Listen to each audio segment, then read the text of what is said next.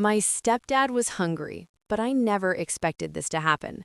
That day began like any other, and I thought it would be another ordinary afternoon in our quiet suburban town.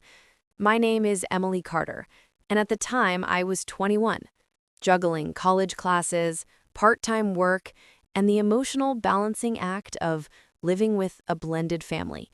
My mom, Susan, had remarried a few years back to a man named Mark, and although our relationship wasn't perfect, we had grown into a rhythm that worked.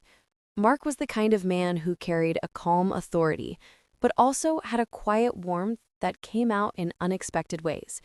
He worked long hours at a construction company, often coming home covered in dust and exhausted.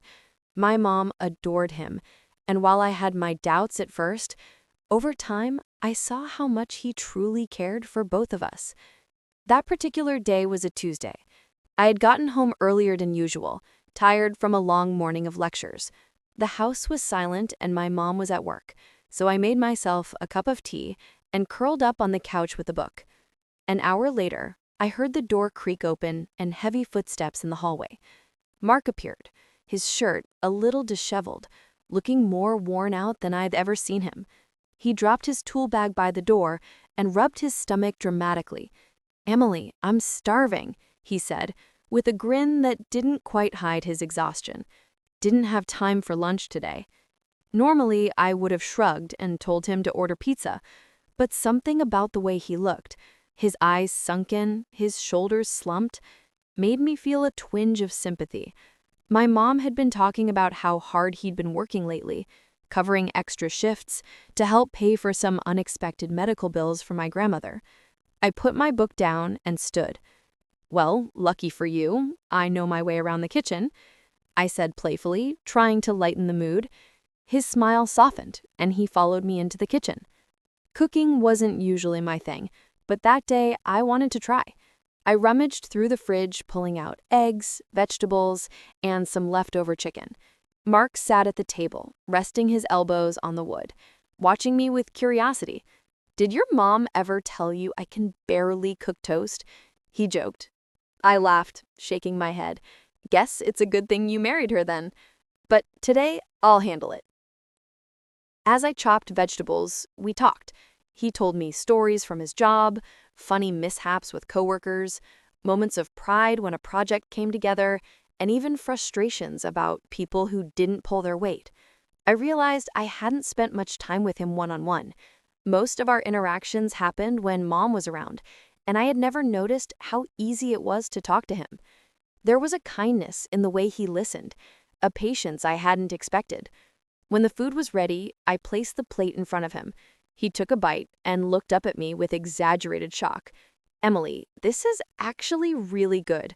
His tone was teasing, but genuine too. I rolled my eyes and sat across from him. "Don't act so surprised. I'm not completely useless." He laughed, a sound that echoed warmly through the kitchen. For the first time, I felt a sense of camaraderie with him that hadn't existed before. What I never expected was how this small act of cooking him a meal would change so much between us. After that day, it became a routine. Every couple of days, Mark would come home early, hungry and tired, and I'd find myself making something simple for us. It wasn't about the food. It was about the conversations that grew from those moments. He began opening up about his past, about how he had struggled after his first marriage fell apart, about the guilt he carried for not being able to see his own son as often as he wanted.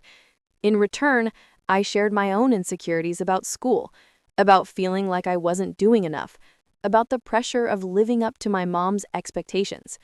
Those afternoons became something special, a bridge that transformed us from distant stepdad and stepdaughter into something more like family. My mom noticed the shift too. One evening, she walked into the kitchen to find us laughing over a burnt pan of spaghetti, and she paused in the doorway, smiling. "You two are finally getting along," she said softly. Mark and I exchanged a glance, both realizing how far we'd come. But the story doesn't end there. The real turning point came a few weeks later on a stormy night. My mom had been called away to take care of my grandmother, who wasn't doing well, and Mark and I were left alone. The rain hammered the windows, and the power flickered off not long after. We lit candles and sat at the table, the atmosphere strangely cozy despite the storm outside. Mark sighed heavily, rubbing his temples. "Emily, I don't know how my mom does it. She's been running back and forth to the hospital, still managing to work, and somehow keeping this family together. I feel like I'm failing her." His vulnerability surprised me. I reached across the table, resting my hand lightly on his. "You're not failing her. You've been working so hard. She sees it, I see it. You don't have to carry everything alone." His eyes softened, and for a long moment we sat in silence, listening to the rain. It was then I realized that underneath his strong exterior, Mark was just a man trying his best to love and protect his family. That night, we decided to make a plan together. We wrote down ways we could support Mom more, me helping out with chores and errands, him trying to take an occasional day off to be more present at home.